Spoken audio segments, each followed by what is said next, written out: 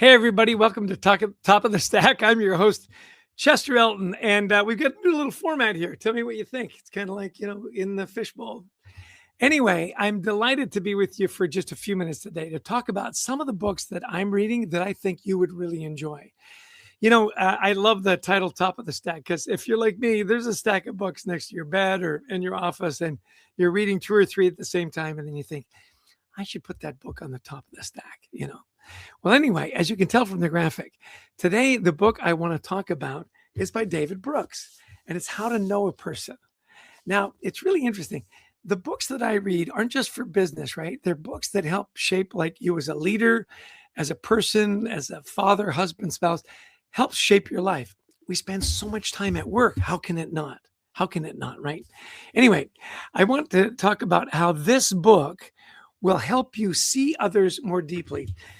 As you know, the subtitle of our book is always tells you what the book's about, right? So David Brooks, How to Know a Person, the art of seeing others deeply and being deeply seen. Now, how did I get a hold of this book? Great question. Glad you asked. I have a wonderful editor. Her name is Emily Luce. She's edited almost every book that Adrian and I have written together, and we've written like 17, right? I'm talking to her about a project we're working on. And she says, have you ever read David Brooks' book, How to Know a Person? I said, no, I've heard of David Brooks. Isn't he like a political guy? She goes, yeah, but this isn't on politics or anything like that. She said, I want you to read it for a couple of reasons. One is it's a brilliant book. He's a beautiful storyteller. Now, whether it's a business book or it's a novel, right? You don't necessarily remember the data. If it's a business book, you remember the stories. She says, watch the way he tells a story. Watch the way he brings in a little bit of data, gives you some practical application, and then wraps up linking it back to the story. She said, I want you to read it for its structure. Now, think about that for a minute, the structure. If you're an aspiring author or you just like books, often, you'll read books by a certain author and there's a certain cadence, there's a certain structure. This structure of storytelling, data, practicality, but then looping it back to the story makes you want to finish the chapter, finish the concept. So it's really interesting that I want you to read it. The content is world class. Think about it as well when you're reading it, the structure. And maybe that can help you be a little better communicator, whether it's the way you write emails or you write a report. See what I'm saying? Really cool. Thank you, Emily. Great little tidbit. So what really drew me to this book over and above that was when we really don't see each other, and he talks about this, when we really don't see each other, that's where conflict happens, right? I don't really know who you are, where you came from, why you're here. We're really good about pointing out the differences we have and areas of conflict, as opposed to asking good questions, getting to know somebody, see them for their traditions, where they come from, what is their life experience, and find those common places where then we can connect, reduce conflict, reduce that friction, right? And start to work together. It's really interesting. This book made me a better listener. Isn't that interesting? I've always prided myself, well, in the last few years anyway, at being a better listener. That pause and asking better questions, which is something I want to get to near the end. But it's really interesting when I think of in the workplace, when you don't feel seen, when you don't feel heard, what does that do to you? What does that do to your productivity? It shuts you down, right? There's no innovation. My opinion doesn't matter. I don't even know if my boss really even knows what I do, right? The opposite is what changes when you do feel seen and heard and understood. Well, all of a sudden, there's no politics, right? It's all about solving the problems. It's about getting the work done. It's about thinking about a different way. In the executive coaching that I do, often leaders will listen to respond as opposed to listen to understand. I want to say that again. They listen to respond. While you're talking, they're already thinking of their answer rather than pausing and listening to understand, right? There's a difference between truly listening and just listening to respond, right? Well, it's really interesting. I want to give you a little challenge. So this week, what's one small habit that you can improve on after you read the book, right?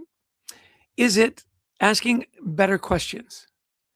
Is it that pause, that thoughtful little moment when you consider what somebody really said, you really heard it before you respond? And then he talks about putting your distractions away. Don't multitask when you're talking to somebody. Close your laptop, put your phone to the side, turn off your watch. If you've got an Apple Watch, they're constantly pinging you. I often wonder, if my watch didn't record my steps, did I really go anywhere? Different tangent. It's really interesting. I want to get back just really quickly as we start to wrap up to the structure.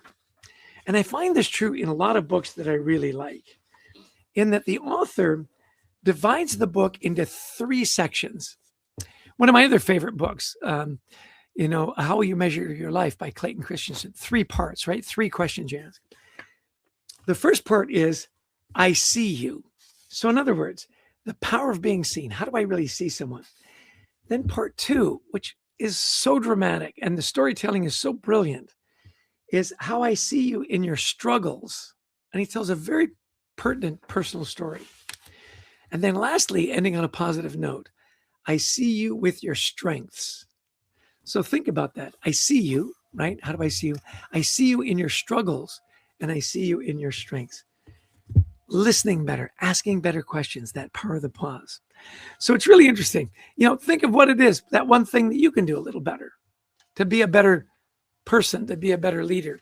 Because when we take that challenge, when we really do look to improve ourselves, we're better leaders, we're better partners, we're better fathers and husbands and on and on. So take that challenge. And of course, I would be remiss if I didn't bring it back to gratitude. See, when you really take time to know somebody, that's an expression of gratitude. What you're saying is, you are valued. I care about you. I love you enough to take the time to really listen, not be distracted.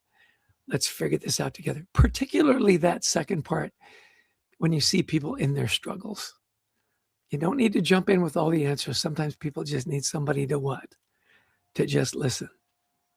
Well, who's this book for? I think it's for everybody. My wife's reading it right now so we can do a better job as we help to raise our grandkids, right? It's for, new business leaders that maybe you've got a promotion. It's for old business leaders that realize that this is the legacy part of their lives, right? And what have they got going? How do they want to be remembered, right? You hear this all the time. It's a must read. I'll tell you, it's a great read. Put it at the top of the stack. Now, as we wrap up, because we want to make sure that we keep this to about 10, 12 minutes, right? I know you're all busy. I have 2 bonus books for you. Now, buy the book, QR code right up in the corner. David Brooks, I don't know a person, can't recommend it more. I've literally read it and listened to it at least 5 times, and I'm going to do it again. This year is the 10-year anniversary of one of my favorite business books of all time. A dear friend of mine, Michael Bungay Stanier. This is the best-selling coaching book on the planet, over 1 million copies. It's the 10-year anniversary. Now, the QR code up there, Michael, who's a dear friend of mine, and I'm telling you, if you ever get a chance to hear him speak or download his audiobook, he's a delightful Aussie living in Toronto. I think the Aussies are the Canadians of Asia, right? And an Aussie living in Canada automatically makes him one of the nicest people you'll ever meet. He's a brilliant thinker, a brilliant writer. So in commemoration of the 10-year anniversary, he's doing a Kickstarter campaign with all kinds of great goodies that you can get.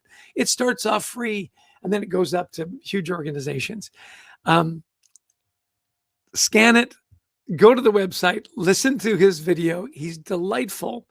And hopefully you'll pick one of the Kickstarter levels that makes sense for you. Get your advanced copy. It's going to be a hard copy this year. All kinds of new and great stuff, field guides, stickers, events, podcasts, webinars. He's beyond brilliant. Michael Bungay Stanier, 10-year anniversary. Last thing. I love the old saying, if you want a great new idea, read an old book. I'm going to recommend to you a really, really old book. The old book is Don Quixote by Miguel de Cervantes.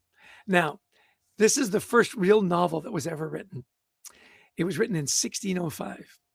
It's about the dreamer Don Quixote. Now, treat yourself to the Blink version or the Cliff Notes version because it's 1,000 pages long. It's a commitment. What I love about this book, though, is it's about a dreamer. And we need more dreamers. We just do. So, from getting to know a person to the 10-year anniversary of one of my favorite authors, Michael Bungay Stanier, to an old book that will touch your heart. It's brilliantly written. It'll inspire you to be a dreamer. That's my story today, and I'm sticking to it. I hope one of these books ends up at the top of your stack. It's been great to spend a little time with you. We're under 12 minutes. Appreciate you tuning in. Keep reading. Keep being curious. Keep having a stack of books next to your desk. I promise you. Feed your brain. Feed your curiosity. And again, thanks for your time. Take care. Have a wonderful week. Cheers.